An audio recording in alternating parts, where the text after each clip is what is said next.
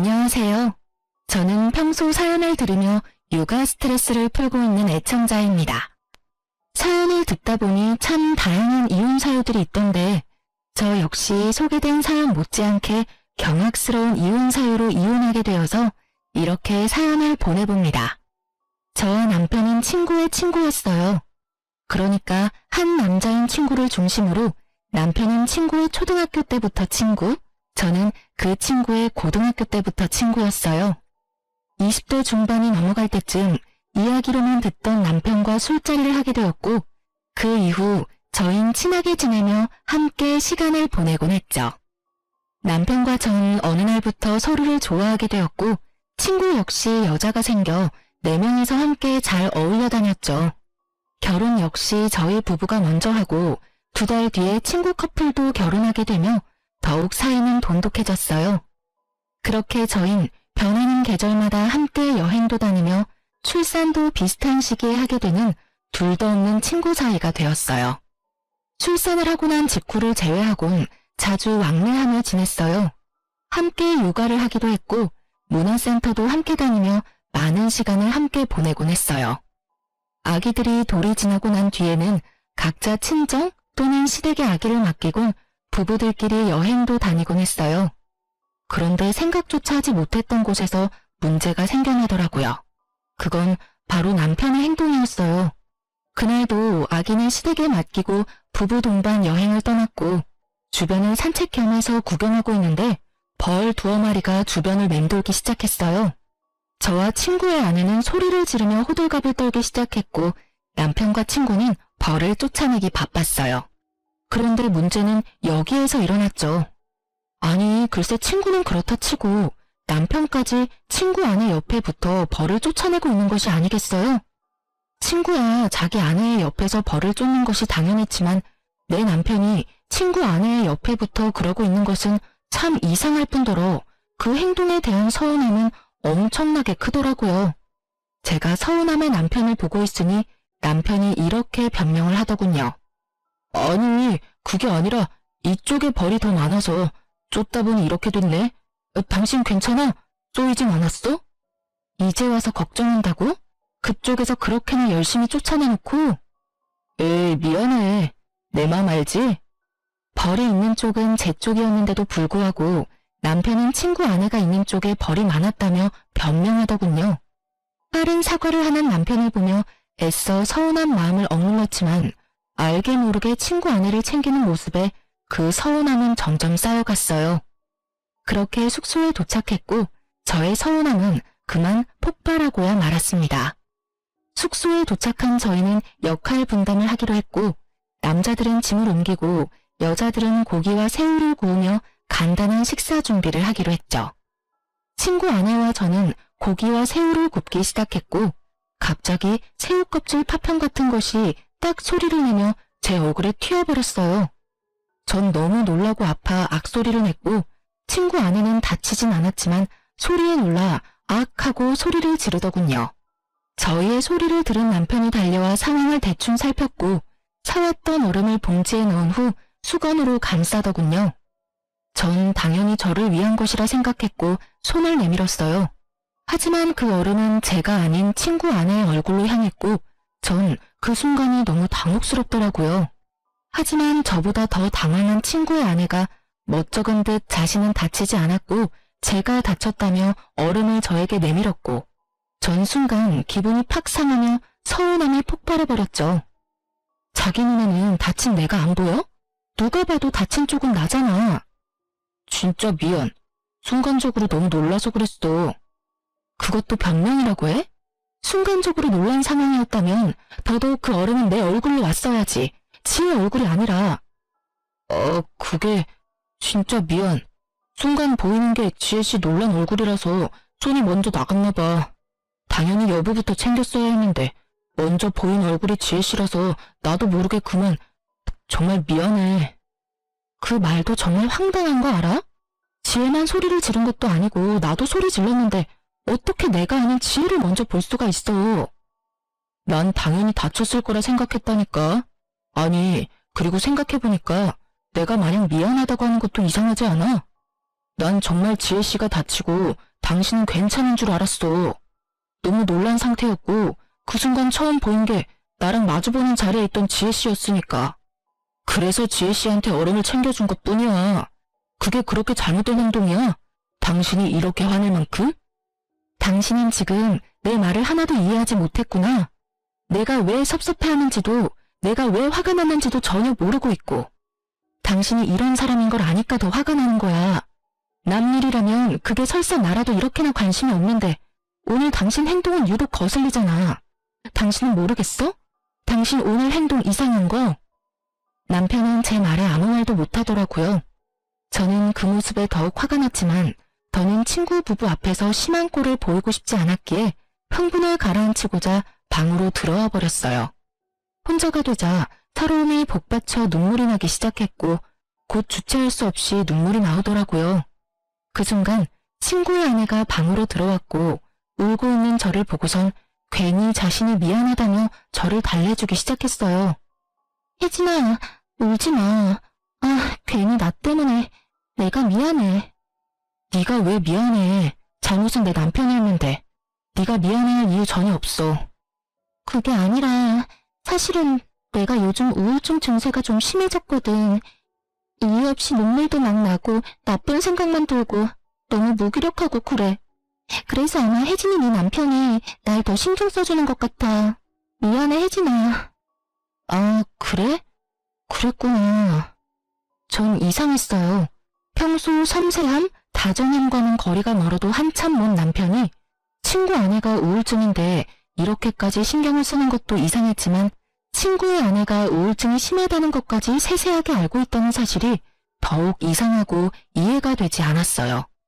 친구가 우울증 이야기를 하며 잘 챙겨달라고 했겠지 라고 생각해 보려고 해도 그 역시 말이 안 됐어요. 같은 여자이고 더 가깝게 지내는 제가 있는데 저에게도 말하지 않은 사실을 굳이 남편에게 말했을 리가 없었으니까요. 어떻게 생각을 해도 남편의 행동은 분명 이상했어요.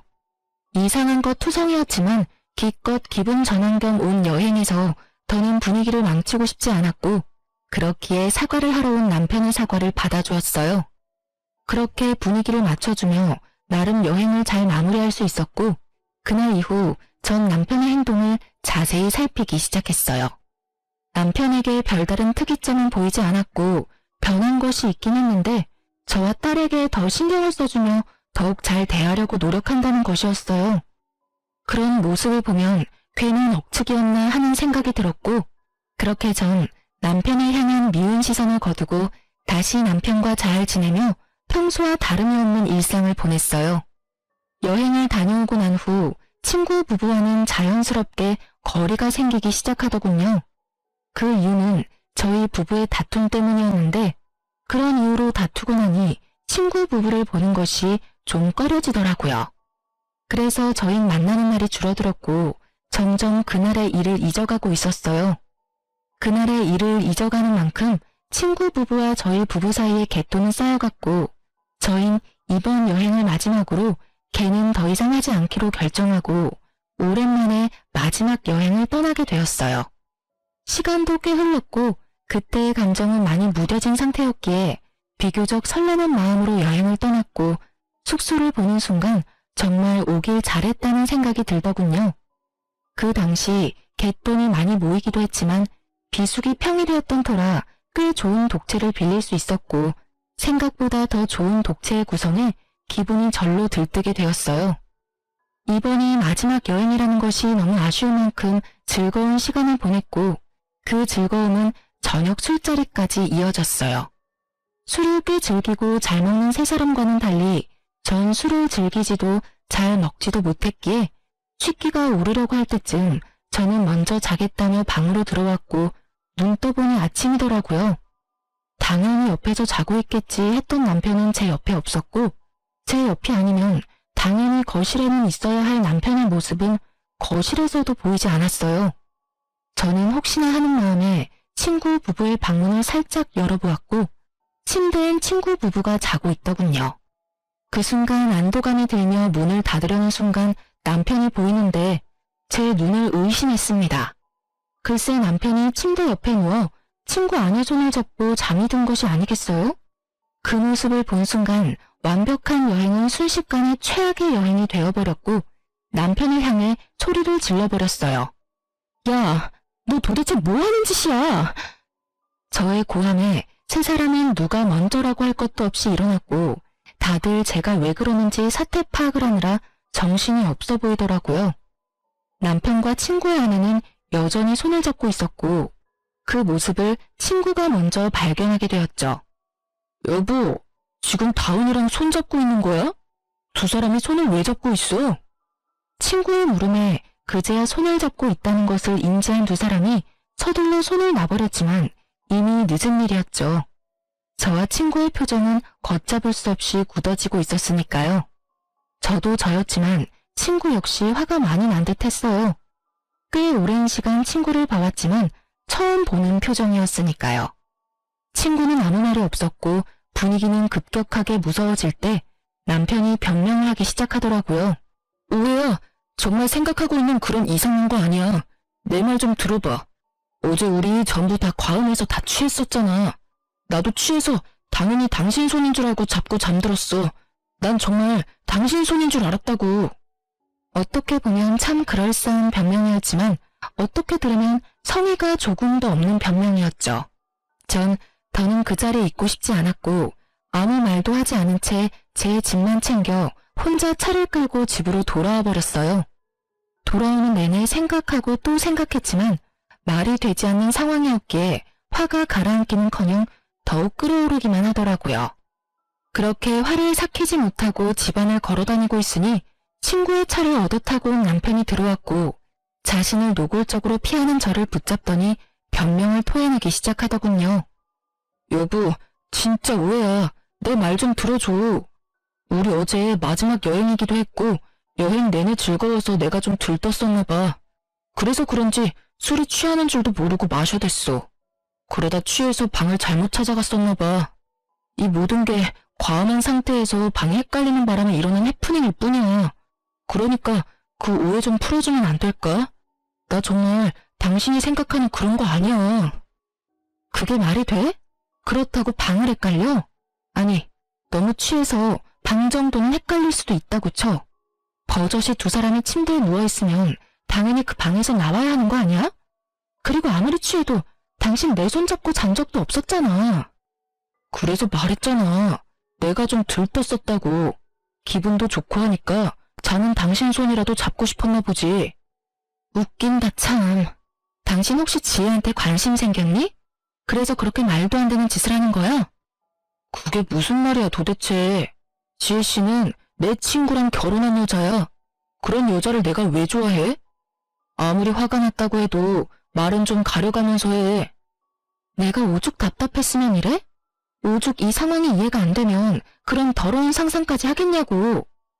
내가 진짜 미안. 그런데 정말 나 거짓말하진 않았어. 제발 좀 믿어줘. 아무리 남편 말이 사실이라고 한들 남편이 친구 아내의 손을 잡고 자던 모습은 머릿속에서 사라지지 않더라고요. 그 잔상이 남아있으니 남편의 말도 믿기지 않았고요. 그래서 전 한동안은 안방에 들어올 생각하지 말고 거실을 쓰라고 했고 그렇게 저희의 각방 생활은 시작되었어요. 저의 화는 쉽게 풀리지 않았고 일주일이란 시간이 흘렀어요. 평소 저희는 부부싸움을 해도 이렇게까지 길게 하는 스타일이 아니었고 만약 길어지더라도 시간이 흐름에 따라 왜 싸웠는지조차 잊어버려 흐지부지 서로 말을 걸며 싸움이 끝나는 경우가 대부분이었어요. 하지만 이번엔 평소 때와는 달랐고 저의 머릿속엔 그날의 일이 잊히기는커녕 점점 선명해지더군요. 남편은 그저 해프닝이라고 했지만 전 이미 남편의 태도 때문에 서운한 일도 있었으니 이번 일이 그저 해프닝이라며 넘길 수가 더욱 없더라고요. 그날도 말 한마디 섞지 않는 남편은 출근을 하고 전 집에서 딸과 함께 시간을 보내고 있었어요. 그런데 친구에게 전화가 오더군요. 그날 이후 처음으로 저에게 전화를 건 친구는 심각한 목소리로 잠시 나올 순 없겠냐고 묻더라고요. 회사에 있을 시간인데 보자고 하는 것을 보니 보통 심각한 일이 아니라는 것을 금세 알아차릴 수 있었고 전 아무것도 묻지 않고 알겠다고 했어요. 서둘러 준비를 마친 전 딸을 집에서 가까운 시댁에 맡기고 친구를 만나러 갔어요. 약속 장소에서 마주한 친구의 얼굴은 일주일 전과 비교도 되지 않을 정도로 엉망이더라고요. 그 얼굴을 보는데 괜히 잘못도 없는 제가 다 미안한 마음이 들더군요. 전 괜히 친구의 눈치를 살피게 되었고 친구는 그런 저를 보더니 2장의 서류를 내밀었어요. 전 친구가 내민 서류를 살펴봤고 그 서류엔 숫자들이 가득했는데 그 숫자들이 가리키는 진실은 경악스러웠습니다. 네 이름이랑 아들 이름은 그렇다 치지만 여기 왜 내 남편 이름이 있어? 이게 전부 무슨 뜻이야? 이게 뭐냐고. 이게 유전자 검사 결과지인데 여기 보면 내 아들, 아니 시우랑 나하고는 친자관계 일치율이 낮지? 그런데 네 남편 다운이는 99%가 넘어. 이 말이 뭐냐면 시우는 내 아들이 아니라는 말이야. 뭐? 그럼 시우가 내 남편 자식이라는 그 말이야? 저의 물음에 친구는 고개를 끄덕였고 전 상상치도 못한 진실에 정신을 못 차리고 멍하니 있었죠.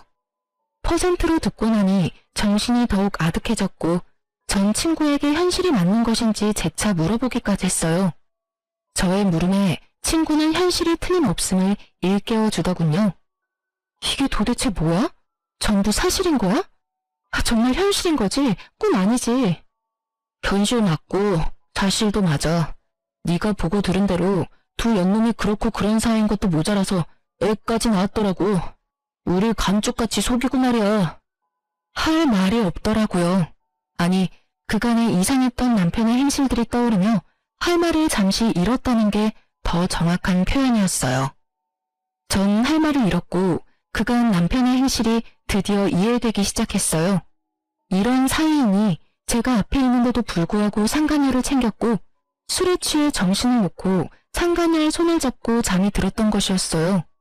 전 그저 허탈함에 몰려왔고 그 허탈함에 웃음이 나더라고요. 그런 저를 보던 친구는 왜 이런 검사까지 하게 되었는지 설명하기 시작했어요. 처음엔 그저 시우가 당근 알레르기가 있다는 사실을 알게 됐고 그땐 그냥 신기한 우연이라고 생각했어. 그렇잖아.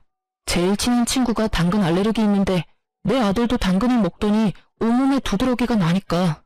심지어 증상도 네 남편이랑 똑같았는데도 그런 쪽으로 생각도 안 해봤으니 그저 신기하다고만 생각했던 것 같아. 그런데 점점 이상한 거야. 지나치게 내 아내를 챙기는 모습도 그렇고 괜히 내 눈치를 보는 아내도 그렇고 이상하다 싶었는데 그날 두 사람이 손을 잡고 있는 모습을 보는데 의심이 확신이 되더라고. 그래서 그 새끼가 숙소에서 쓰던 칫솔이랑 쓰던 베개에서 머리카락 좀 챙겨서 의뢰했는데 결과가 이렇네? 이게 무슨 일이냐 도대체. 친구도 허탈한 듯 웃어버리더군요. 그런 생각은 했었어요. 어쩌면 남편이 친구 아내에게 약간의 호감 정도는 있을 수 있겠다고요.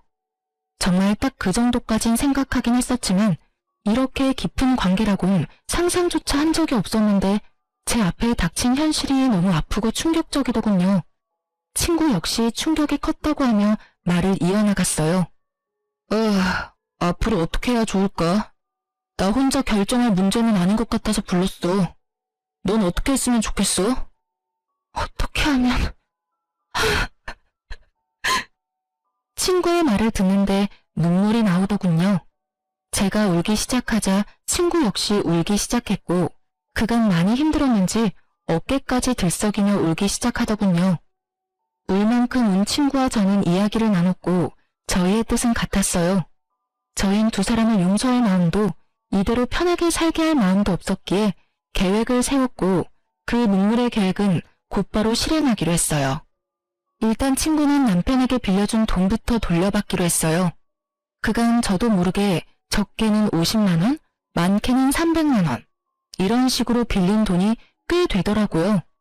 입금 내역을 살펴보니 그 금액이 총 3천만 원 가까이 되더군요.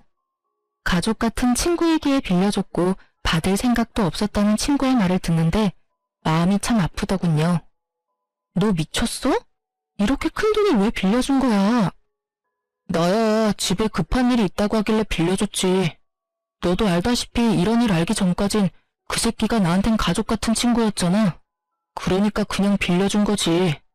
어차피 못 받는다고 생각하고 빌려준 돈이라 계산도 안 해봤었는데 3천만 원이라니 사실 나도 좀 놀랐어.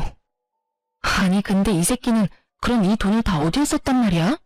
집에는 이렇게 돈이 들 일이 전혀 없었는데 시댁도 마찬가지고. 그러게. 한참을 생각하던 친구는 불현듯 무언가가 떠오른 듯 짧은 탄성을 내뱉더니 저에게 돈이 어디로 갔는지 알려주더군요. 그 새끼 나한테 빌린 돈으로 내 아내한테 선물 사준 것 같아. 생각해보니까 빌린 시기에 맞물려서 아내한테 못 보던 명품백이 생겼던 것 같아. 나 진짜 바본가? 어떻게 그걸 지금 알 수가 있지? 그럴 수도 있지. 너나 나나 그런 쪽으로 어디 생각이나 했어. 그렇게 가깝게 지냈으니 당연히 믿어 의심치 않았지. 와, 진짜 이 새끼 대단한 개새끼였네. 정말 친구의 말대로 남편은 대단히 파렴치한 놈이더군요. 가족 같은 친구 아내와 바람을 피운 것도 대단한 짓인데 그 친구한테 빌린 돈으로 선물까지 사주다니. 정말 난놈은 난놈이다 싶더군요. 분노에 찬 친구는 당장 돈을 갚아달라고 문자를 보내고 난 후 자신이 증거를 충분히 모았다며 카톡 대화 내용, 함께 찍은 사진 등을 저에게 나눠주더군요. 친자 검사 결과지 복사본도 챙겨주었고요. 전 그 모든 증거를 잘 챙겨 시댁으로 향했어요. 딸을 데리러 가는 목적도 있었지만 더 큰 목적이 있는 시댁 방문이었어요. 평소 아버님은 입버릇처럼 이런 말씀을 하시곤 했어요. 어머님 역시 같은 생각이었고요. 둘 다 잘 듣거라. 부부 사이에 다른 건 몰라도 폭력, 외도는 사람이 해서는 안 되는 짓이다. 폭력에는 언어폭력도 당연히 포함되고 외도엔 정신적인 교류도 포함되는 거란다. 혹시나 만에 하나라도 이런 짓거리를 하다 걸리는 날엔 그 누가 되었든 난 절대 용서하지 않을 테니 잘 새겨들어. 이런 당부를 남편뿐 아니라 저 역시 귀에 못이 박힐 정도로 들었던 터라 모든 사실을 일단 아버님과 어머님께 알리기로 한 것이었죠. 시댁에 들어선 저의 낯빛이 심상치 않음을 눈치챈 어머님은 저에게 무슨 일 있냐며 제 표정을 살피기 시작했어요. 아가, 무슨 일 있니? 표정이 너무 안 좋구나. 아버님 오시면 말씀드려도 될까요? 두 번 말하기엔 제가 너무 힘들어서요. 그래? 네가 정 그렇다면 그렇게 하려무나. 일단 좀 앉아. 안색이 너무 안 좋아. 저를 소파에 앉힌 어머님은 아버님께 전화를 걸어 집에 일이 있으니 일찍 들어오라는 말을 전했고 얼마 지나지 않아 아버님이 들어왔죠. 급히 오신 듯 숨을 헐떡이는 아버님에게 어머님은 물을 한 잔 떠다 주셨고 전 그런 아버님 앞에 자리를 잡고 앉았어요. 그래, 무슨 일인지 말해보렴. 아버님, 우선 이것부터 좀 보세요. 아버님은 제가 내민 검사 결과지와 외도 증거들을 살펴보셨고 이내 충격이 크신 듯 눈을 감아버리시더라고요. 그러셨겠죠. 친구와 남편은 앞서 말했듯이 초등학교 때부터 친했으니 시댁에도 자주 오가며 그야말로 가족같이 지낸 친구였고 그랬기에 시부모님들 역시 친구는 물론이고 친구의 아내까지 일면식이 있는 사이였으니 그 충격은 더욱 크실 수밖에요. 아버님에게 있던 서류와 증거들은 이내 어머님의 손으로 넘어갔고 이내 어머님의 입에서 어머니 하는 소리가 나오고서야 아버님은 감았던 눈을 뜨시더라고요. 아버님은 일단 저를 안쓰러운 눈빛으로 바라보셨어요. 넌 괜찮니? 상처 많이 받았지? 괜찮다고 하면 거짓말이고 좀 힘들어요, 아버님.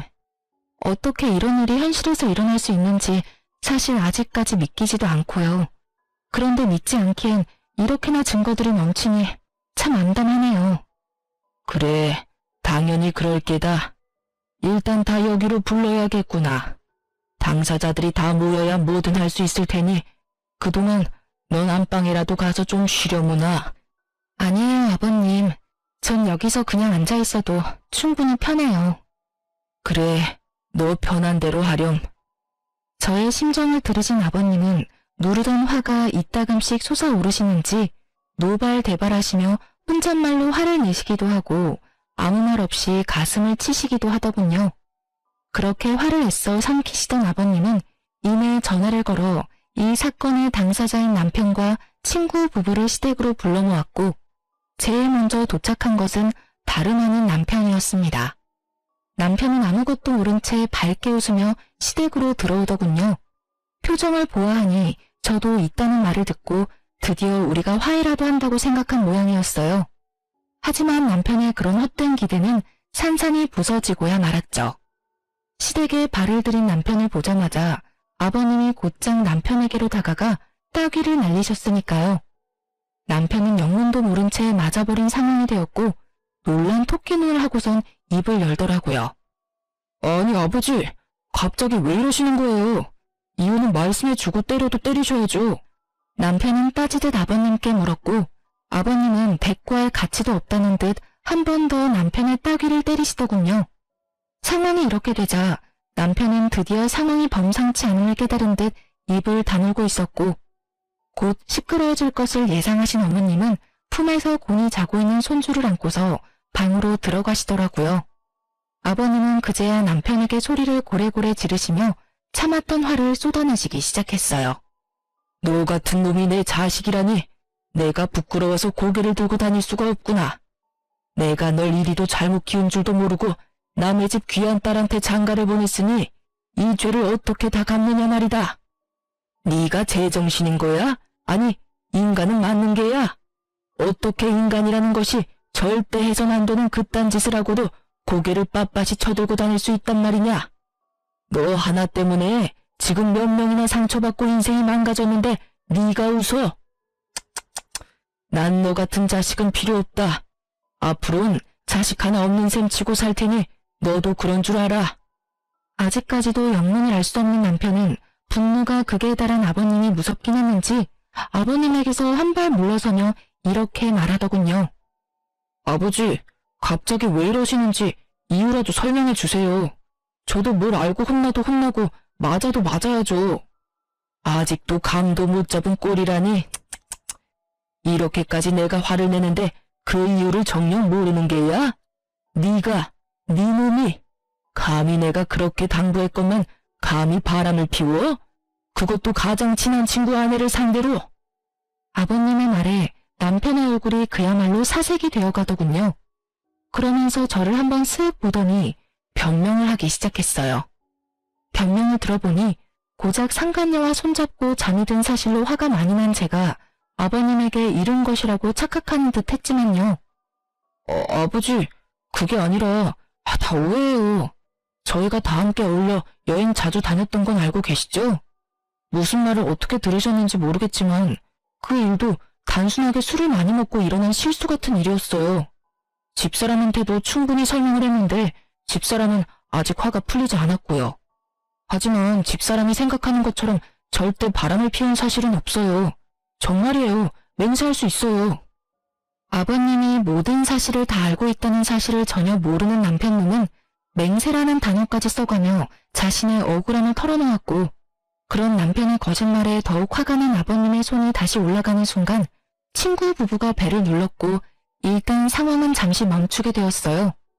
살얼음판 같은 분위기와도 같은 상황에서 등장한 두 사람의 반응은 그야말로 극과 극이더군요. 많은 것을 각오한 듯한 비장한 표정의 친구는 아버님께 간단한 목례를 한 뒤 저의 근처에 자리를 잡고 섰고 무거운 분위기에 살짝 겁을 먹은 듯한 상간녀는 자신의 남편을 따라 목례를 한 뒤 제 옆에 딱 붙어 앉더라고요. 전 그런 상간녀에게 살짝 떨어지며 말했어요. 내 옆자리 말고 넌 저기에 가서 앉아. 이렇게 말하며 제 남편의 옆자리를 가리켰고 무슨 일인지 전혀 알지 못하는 상간녀는 많이 의아해하면서도 심상치 않은 분위기에 제 말대로 남편의 옆으로 가더군요. 그리고 아버님의 말씀에 따라 불륜의 증거들이 거실 바닥에 흩날리며 긴 이야기가 시작되었어요. 너 방금 오해라고 그랬지?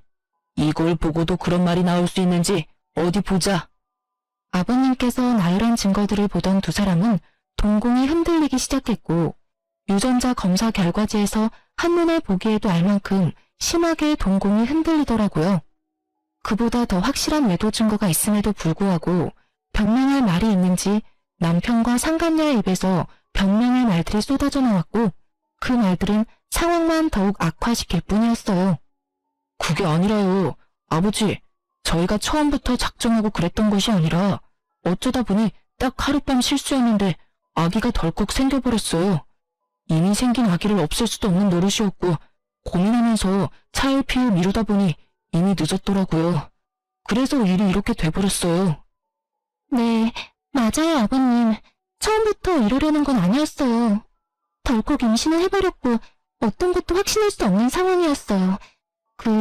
시기가 비슷해서 그래서 단호하게 결정을 내릴 수도 없는 상황이 계속되다 보니 배가 불러왔고 고민이 길어지다 보니 출산까지 하게 됐어요. 그렇게 나와보니 시우가 이 사람 아들이더라고요. 정말 그럴 거라고 확신하고 낳은 아이가 아니었어요. 정말이에요. 이 무슨 납득이라고는 0.0001%도 되지 않는 저급한 변명인가요? 그러니까 애초에 외도는 저지른 것이 맞으나 아기는 어쩔 수 없이 낳을 수밖에 없는 상황이라 나왔다. 이 말인가요? 아니면 서로 정이 통한 것은 맞으나 친구 아기일 수도 있기에 낳았단 이 말인가요? 이 말이든 저 말이든 친구와 제가 가장 중요하게 여기는 외도 사실은 틀림이 없었고 아버님은 개똥 같은 변명에 크게 화를 내시곤 저와 친구에게 의견을 물어보더군요. 이 상황에도 변명이나 하는 꼴이라니. 그리고 그걸 말이라고 하고 있는 게야? 둘 다 어찌 이렇게 어리석고 한심한 게야? 어휴, 두 사람은 이 한심한 것들이랑 어떻게 할지 결정된 바가 있어? 있다면 앞으로 어떻게 할 계획인지 말해줬으면 하는데 말해줄 수 있겠나? 네, 아버님. 일단 전 이혼을 하려고요. 애도 있고 웬만해선 참고 살라는 말도 있지만 이 상황이 웬만한 상황은 아니니 도저히 참을 수가 없을 것 같아요. 그리고 상간녀 소송도 진행할 예정이에요. 아버님과 어머님께는 참 죄송해요. 정말 잘해주셨는데 이런 결정을 하게 돼서. 저 역시 이혼할 예정입니다. 이미 신뢰는 깨졌고 믿고 사랑했던 만큼 배신감이 커 더는 결혼 생활을 유지하긴 힘들 것 같아요. 저 여자와는 상관없이 제가 너무 불행할 것만 같거든요. 상간남 소송 역시 진행할 예정이고 다운이에게 빌려준 돈이 좀 있습니다.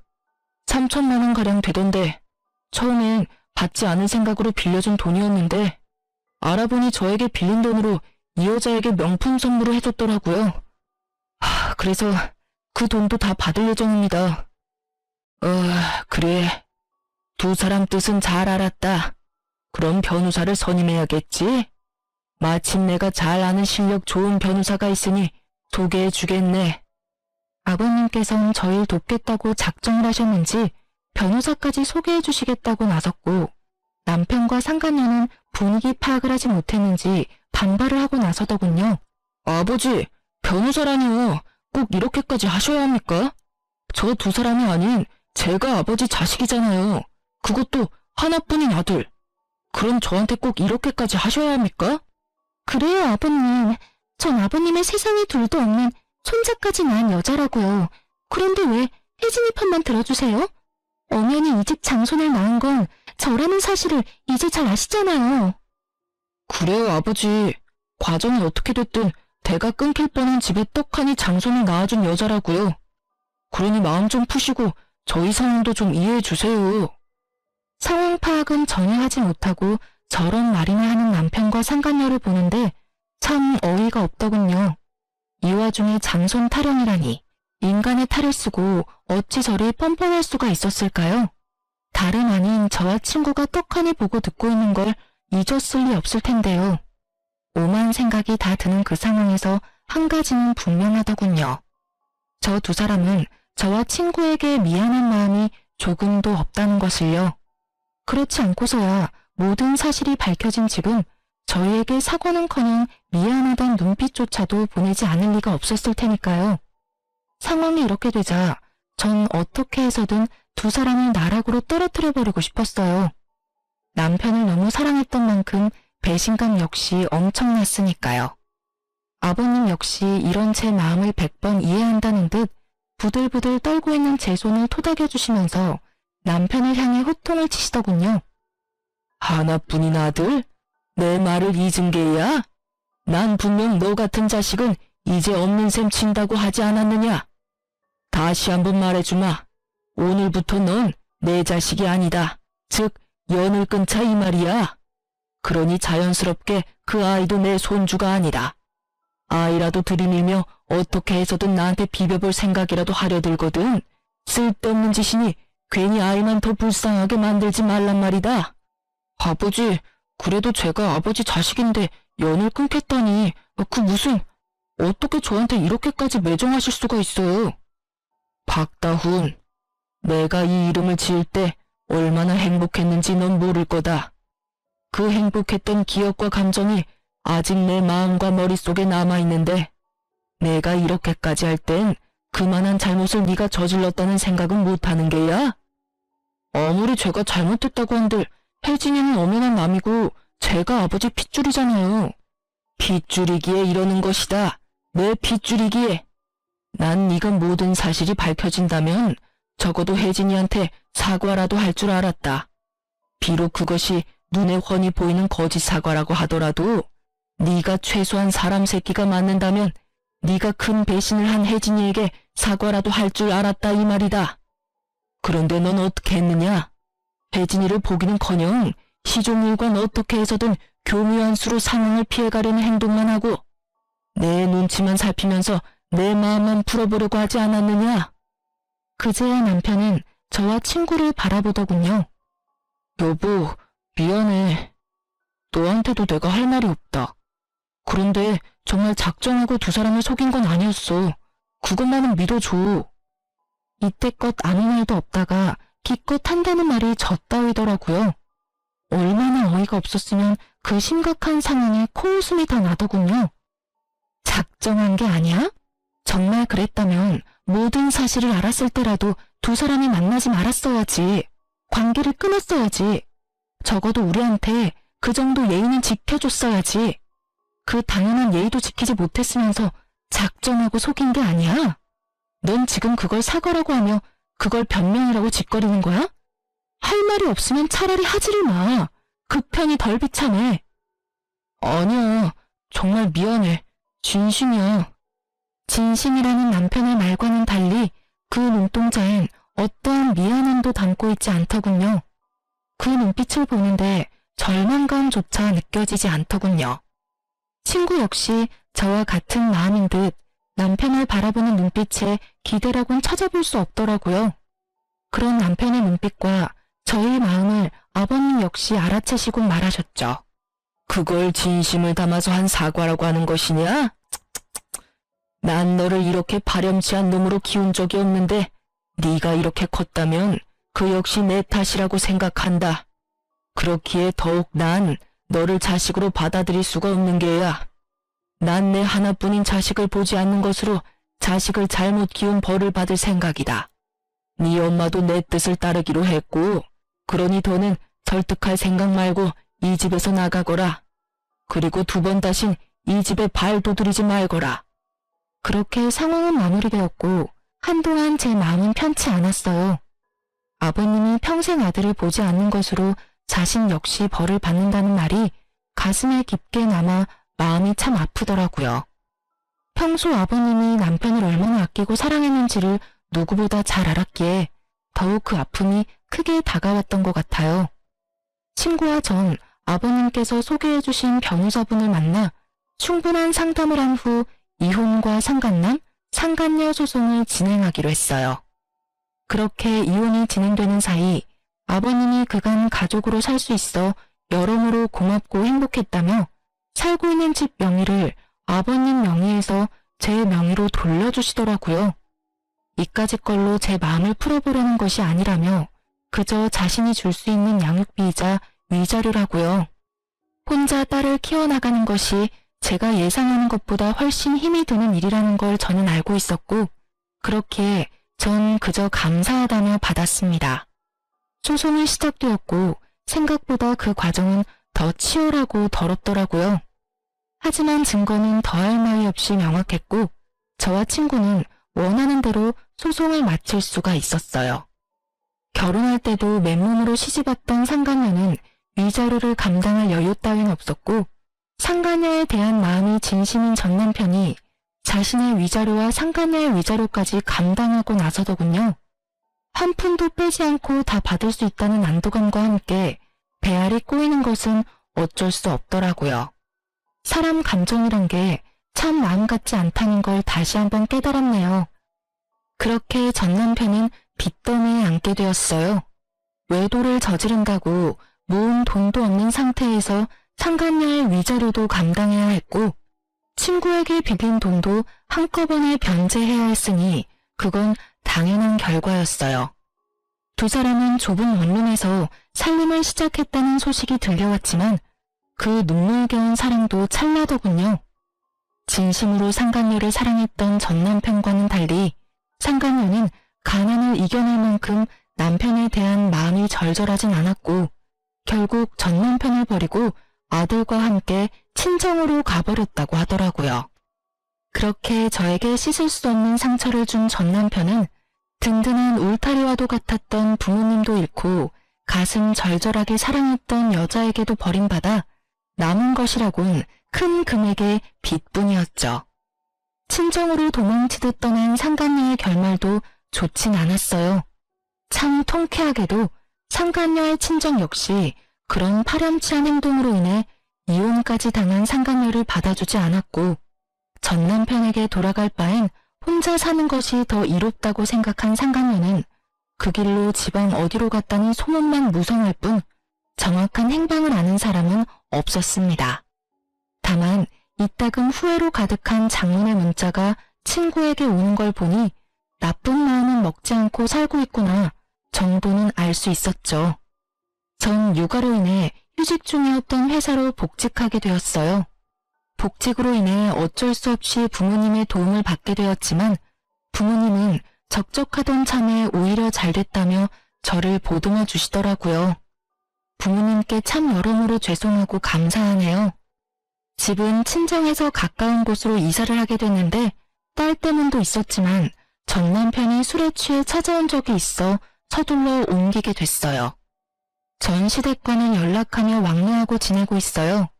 자주는 아니고 가끔씩이지만 왕래할 때마다 두 분 다 저와 딸을 진심으로 아껴주고 계신답니다. 친구 역시 잘 지내고 있는 듯 하더군요.